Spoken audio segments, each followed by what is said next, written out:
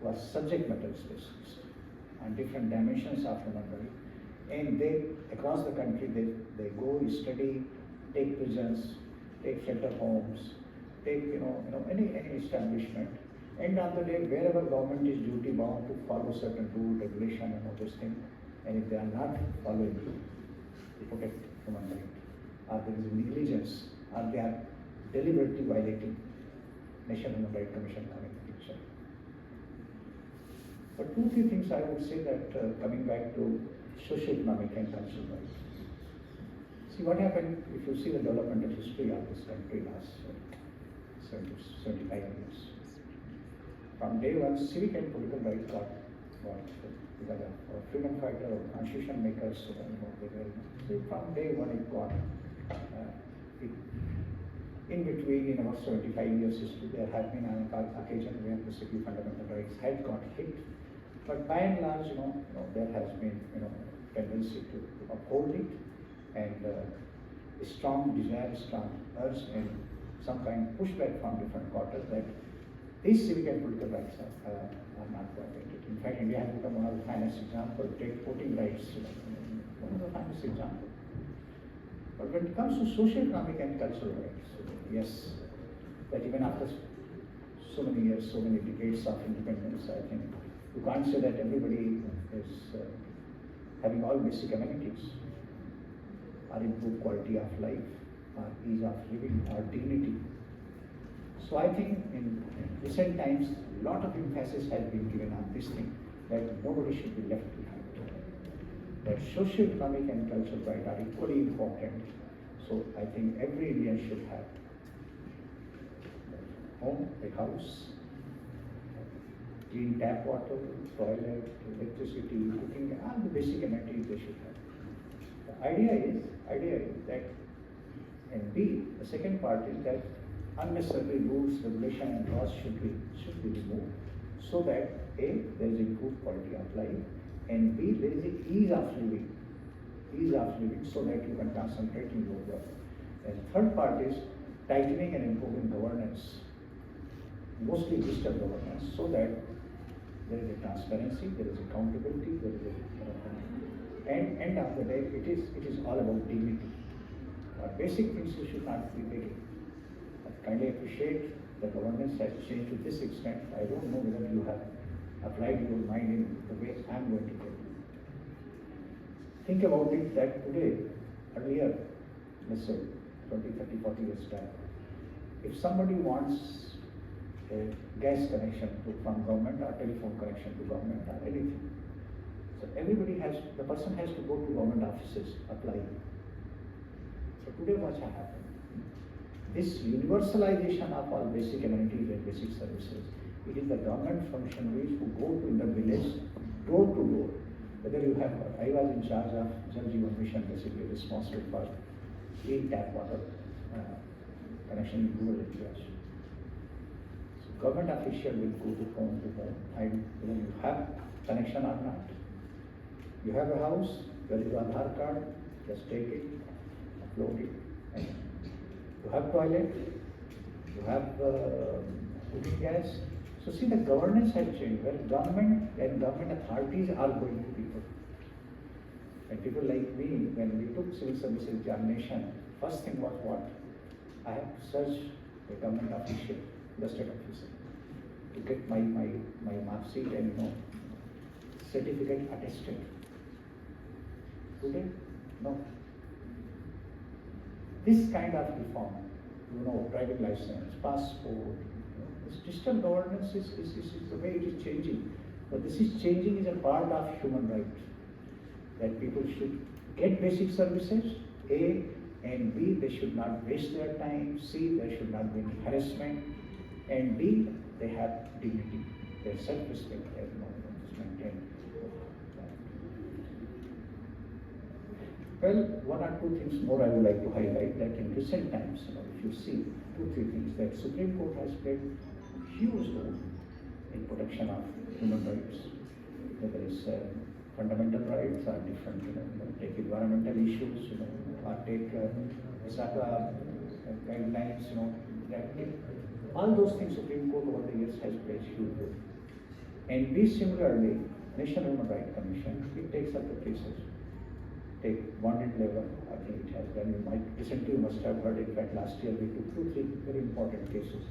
That because this gigs economy coming into play, so it means rights of these gig workers need to be protected. They have to be given certain dignity, certain respect. You might have heard that we have issued notice to Amazon actually, because they were not giving rest to their workers. Or in Foxconn, in one of in South, the allegation was that the married women were not given job actually. So the point I am trying to make is that the National Human Rights Commission, or Supreme Court, or even High Courts, I think for them fundamental right, protection of civic and political rights, I think are very, very, very important. One more issue I would like to point out that of late, a very different kind of new challenges are emerging. Because of climate, all of a sudden we find there is a drought on a very large scale, or some kind of initial calamities, or floods, or cyclone, or wildfire. So it is a new dimension is getting added. The whole gig economy, or modern economy, which is also adding a lot of about labor rights and labor conditions and cyber and internet and all those, it is just creating a different kind of problem and different kind of challenges. So harmonization of these businesses, climate issues and human rights, this is one of the greater challenges in which we have seized, and we are working on that. Before I close my talk, actually, 2-3 things I would like to share. That in any society, it depends on you what kind of society you want. It is the responsibilities on youth. You have to dream that kind of society, you have to visualize that kind of society. So it means we have to contribute our might in what preamble says, equality, justice, liberty, fraternity. I think we have to live by this thing, and we have to work for it. So A, I think youth has a responsibility. B, when we were a student, or any knowledge or information, we have to go to those temples of knowledge, whether it's a library or museum or zoo or I don't know this. But today, knowledge is your on your handset or laptop or somewhere. So the biggest challenge is in front of you is that what kind of knowledge you want to acquire. What kind of knowledge you want to get. I think this challenge is in front of you. My suggestion and request would be, today I'm honored actually. It's a huge privilege for me to have here one of the finest college of this country. And I have known the principal and many of my colleagues, friends, their children, they are studying here or they have studied here. But just keep in mind that upholding these rights and these values is very important. And B, as you all know, please, from day one, and at this stage when you are in this college, please decide your purpose of life. This is the time to decide what you are going to do with this life. Please don't delay it. Find a purpose. Live for this kind of this pleasures and power has its own momentary little bit happiness or whatever you call it. But I think we all have to grow beyond this thing. And my appeal, and well, having a little bit more experience of life than all of you here, I will strongly urge to each one of you that find a purpose. of your life. And there can be bigger purpose. One purpose basically which always says that what we are in public services.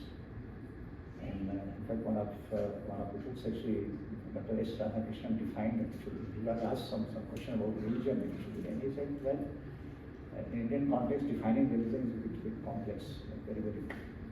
But he said, the moment you start thinking about others, the moment you start thinking about others, you become a religious person. This is what it has. Yes, we should think about ourselves, but should also think about others. And these are the collective values. These are the collective, this requires some kind of collective action, or little bit contribution from our side. I think we have to uphold in the kind of society we want to live, the kind of country we want to live. I think we can. Before closing, just last remarks actually, just keep in mind today, think about very, very carefully. For 10-15 years actually I was responsible for investment promotion actually, in Gujarat also. If you go anywhere, today investment promotion does not mean that investment in terms of only money. Investment means, yes, money is coming, but more importantly, technology, and B, most important, people. If you think from there angle, why everybody want to go to certain countries? Keep in mind that if you will go where these democratic values, these rule of law, these human rights, these environment, these air, these water bodies, these they are better, they are good.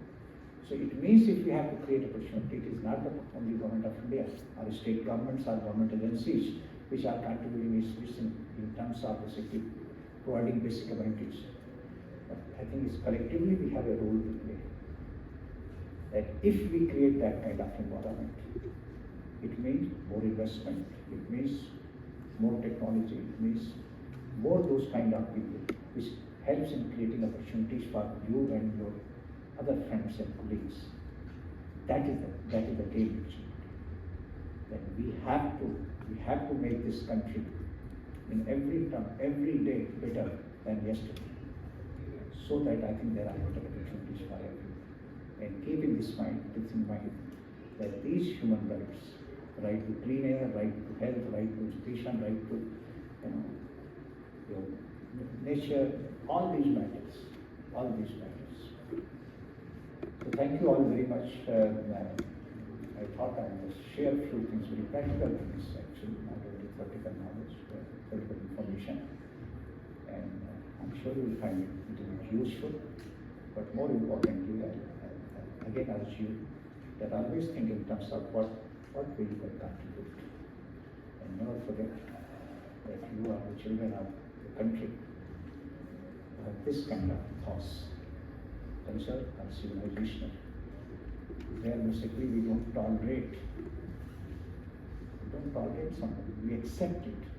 Imagine 4 religions originated in this country: Hinduism, Sikhism, Buddhism, Jainism, like this thing. All they teach, no. Not tolerance, acceptance. Think about it. 4 religions came from West Asia, on the Abrahamic religion, Islam, Christianity, Judaism. All West religion, all flourished here. And there is acceptance. So I think this constitutional values, fraternity, this constitutional values we less talk about because we always are more engrossed about rights actually. But I think this fraternity, I think we have to keep in mind. And in that fraternity, when you are saying there is a right, above it, there is a duty. The last thing is beyond it, something called dharma. Dharma is not typical religion. A different kind of duties. It's a very high level of duty. That yes, it is my right, but there is a duty, but there is dharma. I think we are supposed to follow what we call dharma. Thank you all. Have a wonderful day. Thank you all very much. And thank you, sir. Thank you. Thank you, ma'am, for having me here. Thank you so much.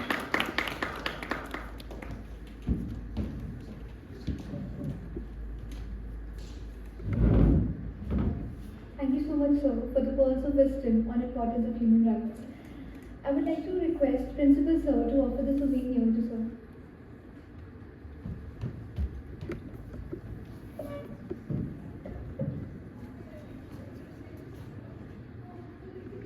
So from all of us,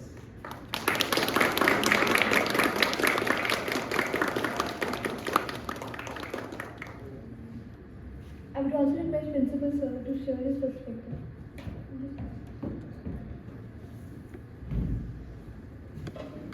Thank you, everybody. Good afternoon. I think it's been a great honor for all of us to have heard Sri Bharat sir share from his experiences on the wide range of issues which constitute human rights. I'm so grateful, sir, for the time that you have taken. I understand how busy you are, how much you travel, but our young men and women, I think we are blessed to have you share with us these beautiful pearls which you gave us, reinforcing the fact that we belong to a country which has always had values, not like you rightly pointed out, not just of tolerance, but also of acceptance. We're very grateful and thank you very much, sir, for what you have shared.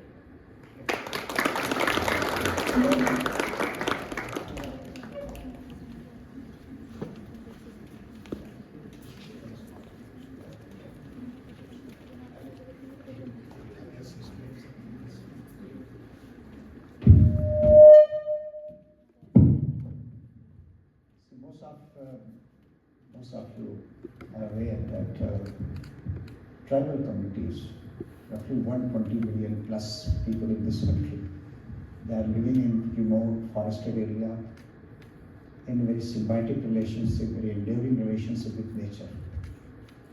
And there is a lot to learn from them. They never go extract. They extract only what they need for. You know what Gandhiji says, that nature has for everyone's to meet the need but not to greed. And when we go to national park, sanctuary, forested area, we try to see the tigers and this thing. We never try to understand that what are the conservation ethos, why these tigers are these communities, how they are protecting this wildlife. We go for 1, 2, 3, 4, 5 days. But imagine when they are living there, they are making a lot of sacrifices. So what we have done actually, in a very small way, we tried to capture the conservation ethos of these tribal communities. And our understanding is that they converse with nature. They talk to nature, talk to animal, talk to this thing. And the name we have given to this conversation, silent conversation between tiger and tribal person. There is a silent conversation.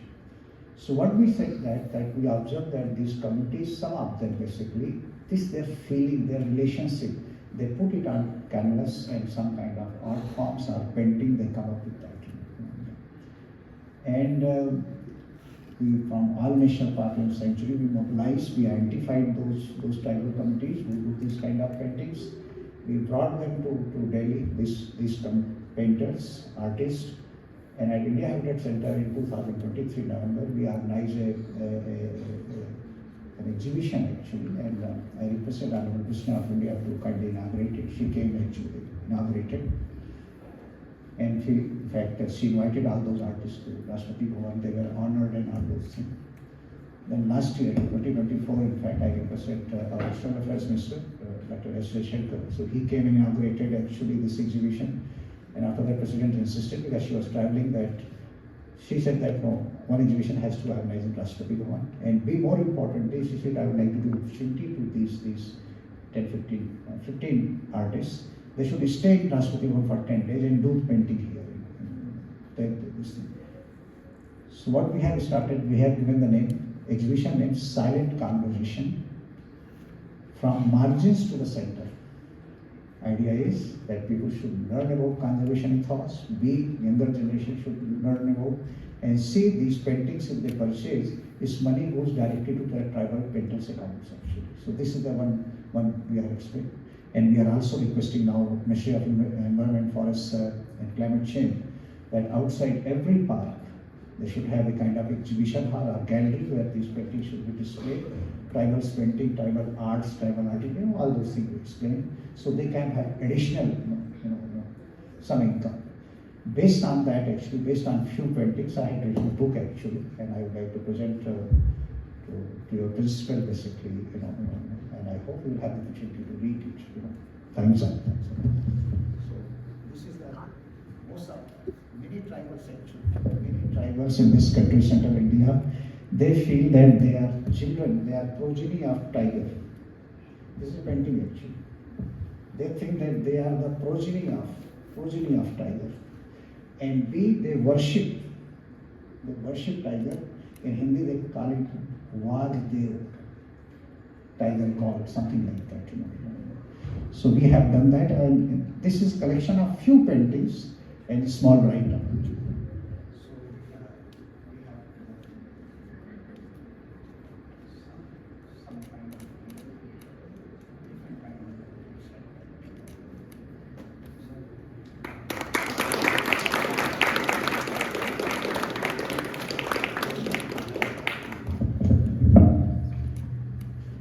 advisory we issue actually on different issues. Advisory we issue from time to time, like people involved in begging to improve their lives. Truck drivers, we never realize truck drivers, they are coming from long distance, there is no place to rest and this thing,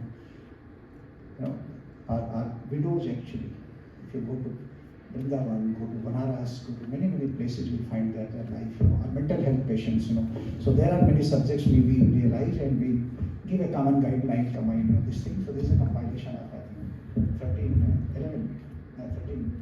advisories which we have issued in the last 2 years.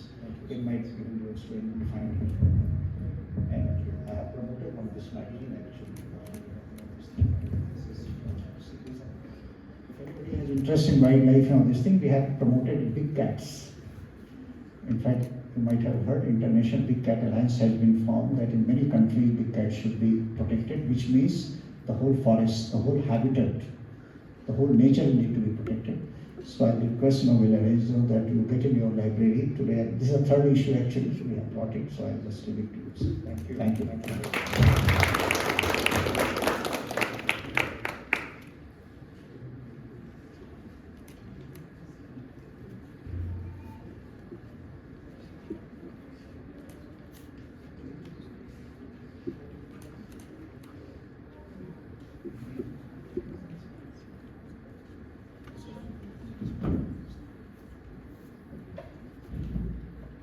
I'm Kadya Sandhu from Third Economics and also recipient of the Princeton Scholarship. And it is my distinct honor and privilege to express my deepest gratitude on behalf of our college and the Princeton Foundation and all the recipients who are sitting here to serve for this insightful and deeply enriching session that we had, and the various anecdotes and life stories which you recounted right now, and how our country has contributed so much, and how the role of women have played in making the National Human Rights Commission in making the United Declaration so inclusive and changing the very definition of human rights. And it's not just men, but women also who require the equal standing.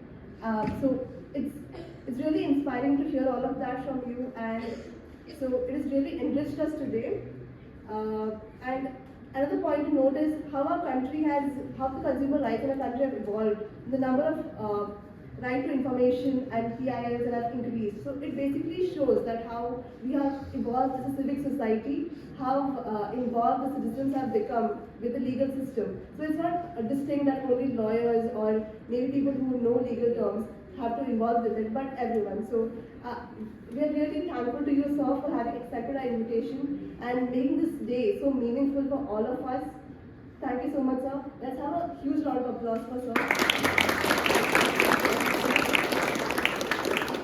First and foremost, I would like to thank our principal, Professor John Burgess, for having given us this opportunity so that all of us, like from the Princeton Foundation and from all the recipients here, were able to engage in such a meaningful conversation with Sir. It wouldn't have been possible without your support and your guidance, and we were able to get all the permissions timely and were able to have so many people engage and understand the importance of human rights and the relevance it is for society. So even though we know it what it is, but how practically we should implement it and how the depth of it and the contributions of our nation to it. So thank you so much, sir, for giving us this opportunity. I'd also like to thank Alfie ma'am because she was the one who coordinated and helped all of us to be part of here, like all the recipients and like whoever got the prize. So we were all coordinating with ma'am, and she was the one who helped us in helping this event. It wouldn't have been possible without her. Thank you so much, ma'am. I would also like to thank all the part of the administration, the Photoshop, Rona and Donnie here, who were there throughout the event and helped us to capture the important moments. Also, whoever was in charge of the lights and sounds, and all the non-teaching staff. At the end, I just like to conclude, like Sir you mentioned regarding the purpose of life. Like all of us here from the Princeton Foundation also, the main logo of the organization is conquer, unleash and find your potential. So unless you don't know the purpose of your life, you won't be able to achieve your potential. So that's a very important point raised by you, sir, and I believe that all of us here will do that and will be able to, like today is the starting day when he said that gives us a boost to find our true potential, to find our true purpose and to uncover the true dharma. Thank you so much, sir. Thank you everyone for attending. Thank you.